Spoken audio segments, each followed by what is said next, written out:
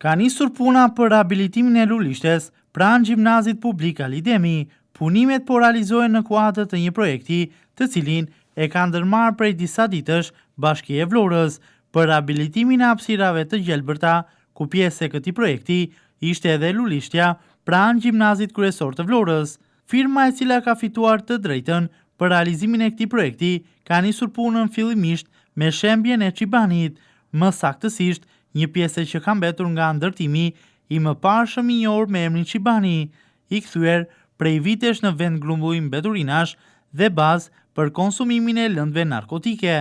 Është shembur e gjithë hapësira prej betoni që kishte zaptuar prej muajsh sipërfaqen dhe tashmë po shembet e gjithë struktura me beton dhe metal që gjendet në brendësi, e cila më parë ka qenë funksionale si objekt. Pas realizimit të kësaj faze, pritet që të nisë mbushja e të gjithë hapësirës boshe me mbeti inerte dhe për ta sjellë në të njëjtin nivel me bulevardin e Vlorës. Pas nivelimit të saj, do të nisë edhe projekti për rehabilitimin e total të lulishtes për ta kthyer këtë të fundit në një hapësirë të gjelbërt me kushte bashkëkohore. Aty do të realizohet rehabilitimi i gjithë territorit, ku është parashikuar që të mbillen edhe pemë të reja.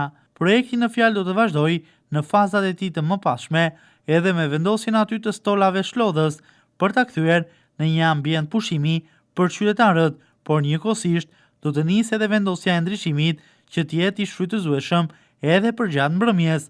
Punimet pritet të zgjasin në total 3 muaj. Projekti është hartuar nga zyra e urbanistikës në Vlorë me fondet e Bashkisë së Qytetit. Vlera totale e këtij projekti në fjalë është 1.541.000 lekë të reja, së bashku me TVSH. Firma e cila ka fituar tenderin në fjalë është e njëjta firmë e cila po realizon rehabilitimin e 3 lulishteve të tjera në qytet, atë te Kali Trojës, pranë shkollës Marigo Posio dhe përballë policisë së Vlorës.